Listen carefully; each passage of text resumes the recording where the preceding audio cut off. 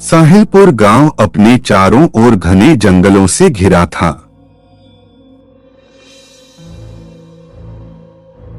गांव वालों का कहना था कि बारिश के मौसम में उस जंगल से होकर गुजरने वाला रास्ता भटका देता है।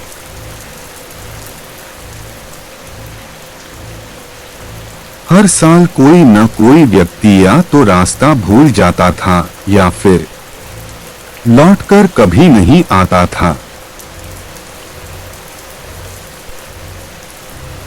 लेकिन हम शहर से 3 दोस्त मयूर, निशा और मैं इन कहानियों पर हंसते थे। हम तीनों कॉलेज के दोस्त थे और मानसून की छुट्टियों में उसी गांव साहिलपुर घूमने आए थे।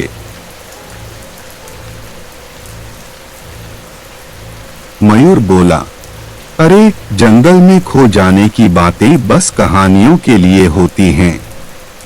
निशा बोली, कल सुबह हम उस जंगल वाले रास्ते से ही लौटेंगे। अगली सुबह मौसम साफ था, लेकिन दोपहर होते होते बादल घिर आए। बारिश शुरू हुई, धीमी धीमी बूंदों से जो बाद में गरजती बिजली में बदल गई। हम तीनों दोस्तों ने गांव वालों की चेतावनी को नजरअंदाज करते हुए जंगल का रास्ता पकड़ लिया।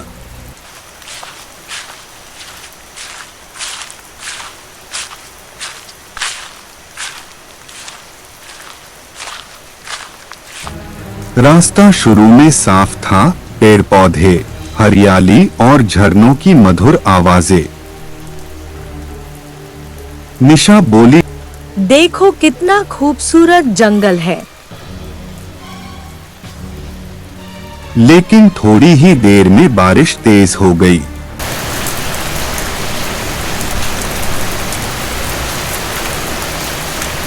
पगडंडी कीचड़ में बदल गई और मोबाइल नेटवर्क पूरी तरह गायब हो गया।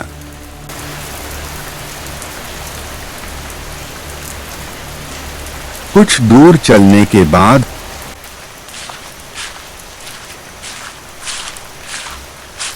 एक पुराना बोर्ड मिला, आगे मत जाओ। यहां से रास्ता बदल जाता है। मैंने झिझकते हुए पूछा, हमें वापस चलना चाहिए? मयूर ने हंसते हुए कहा, अरे पुराना बोर्ड है, डराने के लिए लगाया होगा। लेकिन तभी निशा की नजर एक अजीब चीज पर पड़ी। एक लड़की सफेद कपड़ों में दूर एक पेड़ के पास खड़ी थी। वो चुपचाप तीनों को देख रही थी, उसकी आंखें लाल थीं। निशा बोली, क्या तुमने देखा? हमने दोनों ने पीछे मुड़कर देखा, मगर पीछे कोई नहीं था। निशा चुप हो गई, पर उसके मन में डर बैठ गया। अब सब कुछ बदल चुका था। जंगल का रास्ता 2 हिस्सों में बंट गया, एक बाईं ओर, दूसरा दाईं ओर। कोई संकेत नहीं था कि कौन सा सही है। मयूर ने दाईं राह पकड़ ली, लेकिन 1 घंटे बाद भी हम वापस उसी दोराहे पर आ पहुंचे।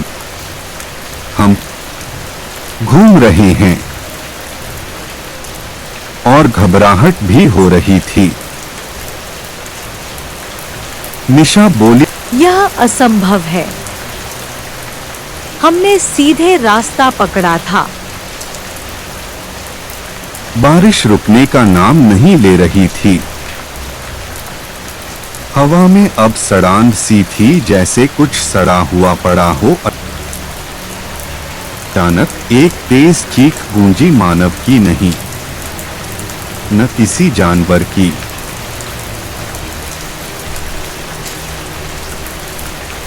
थोड़ी आगे चलकर जाने के बाद सामने एक झोपड़ी दिखाई दी, कटी टूटी हुई।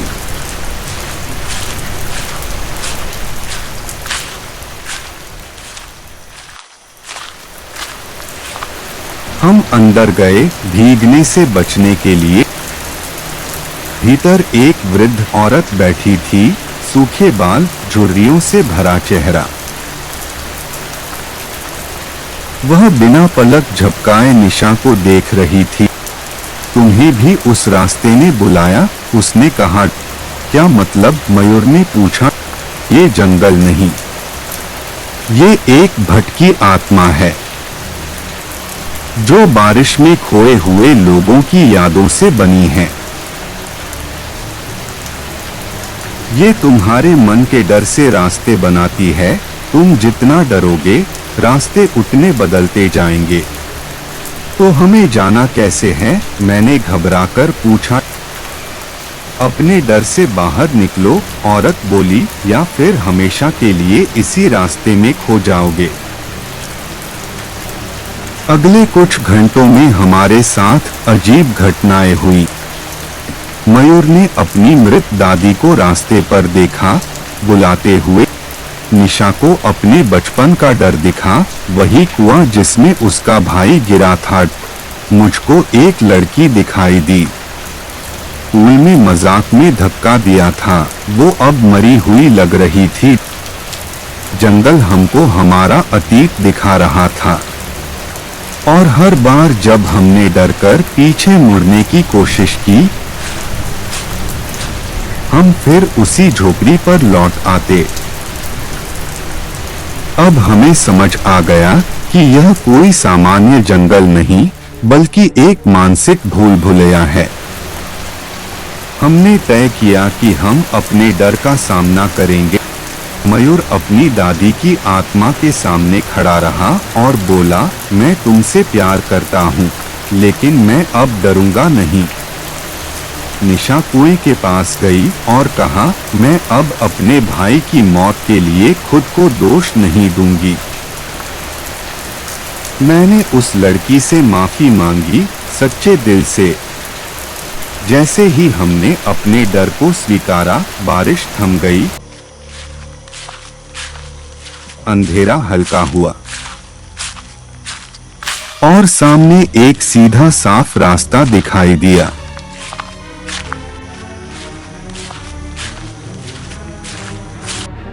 अगली सुबह गांव के बाहर लोग हमें खोज रहे थे। हमें तीनों को देखकर सब दंग रह गए, क्योंकि हमारे गायब होने को 3 दिन हो चुके थे, पर हम तो सिर्फ एक रात जंगल में थे। गांव के बुजुर्ग मुस्कुराए और बोले, वो जंगल समय नहीं देखता बेटों, वो सिर्फ मन देखता है। जंगल से बाहर आने के बाद हम तीनों दोस्त मयूर, निशा और मैं वापस शहर लौट आए। लेकिन हमारा जीवन में कुछ बदल गया था। मयूर अब अक्सर रातों में किसी के फुसफुसाने की आवाज सुनता था। निशा के सपनों में वो पुराना कुआं फिर से आने लगा था। और मैं ये अकेले कमरे में बैठा दीवारों से बातें करता था। वो जंगल खत्म नहीं हुआ था, वह अब हमारे भीतर आ गया था। एक दिन निशा को एक अजीब सपना आया। बारिश हो रही थी और वही बूढ़ी औरत झोपड़ी के बाहर खड़ी थी। उसने निशा से कहा, तुमने डर को हराया, लेकिन जंगल अभी भूखा है, वह लौटेगा। अगले पूर्णिमा की रात को मुझे मेरे अलमारी में हर रात कीचड़ से भरे पैरों के निशान मिलते हैं। मयूर की आंखों के नीचे गहरे काले घेरे बन चुके थे, जैसे नींद ने उसका साथ छोड़ दिया हो। हमने तय किया वो वापस जाएंगे उस जंगल में। एक बार फिर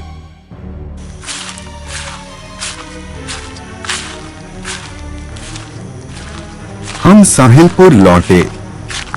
गांव के लोग हमें देखकर डर गए। तुम लोग फिर से उधर जाओगे? एक बुजुर्ग ने कहा, इस बार जंगल तुम्हें वापस नहीं आने देगा। लेकिन अब ये हमारी लड़ाई थी, अपने भीतर के डर और उस जंगल की आत्मा से। पूर्णिमा की रात हम तीनों ने टॉर्च, कैमरे और कुछ पूजा सामग्री लेकर उसी रास्ते पर कदम रखा। बारिश फिर से शुरू हो चुकी थी और जंगल अब और भी ज्यादा जिंदा लग रहा था। इस बार रास्ता अलग था, जैसे जंगल खुद हमें अंदर बुला रहा हो। और फिर हम वही झोपड़ी दिखी, लेकिन अब वहां कोई नहीं था।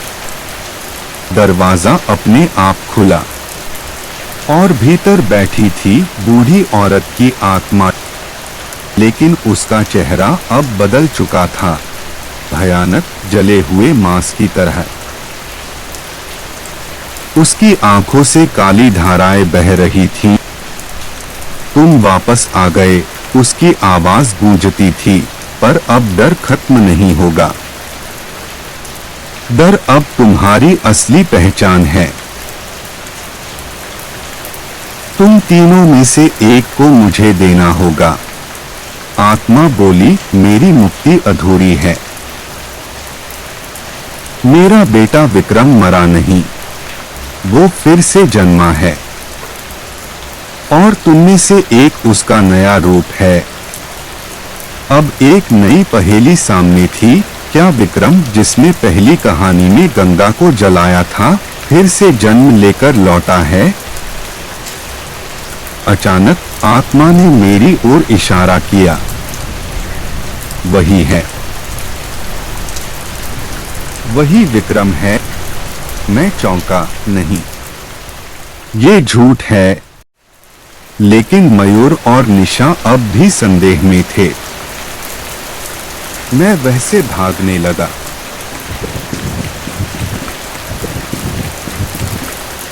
जंगल बदलने लगा, पेड़ इंसानों की शक्ल में आ रहे थे, जमीन से हाथ निकल रहे थे। निशा और मयूर ने मेरा पीछा किया। निशा चिल्लाई, रुक, अगर तू विक्रम नहीं है तो डर क्यों रहा है?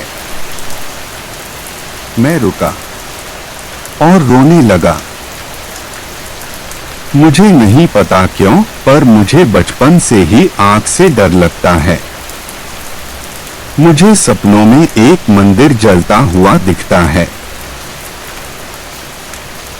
क्या मैं ही विक्रम हूं?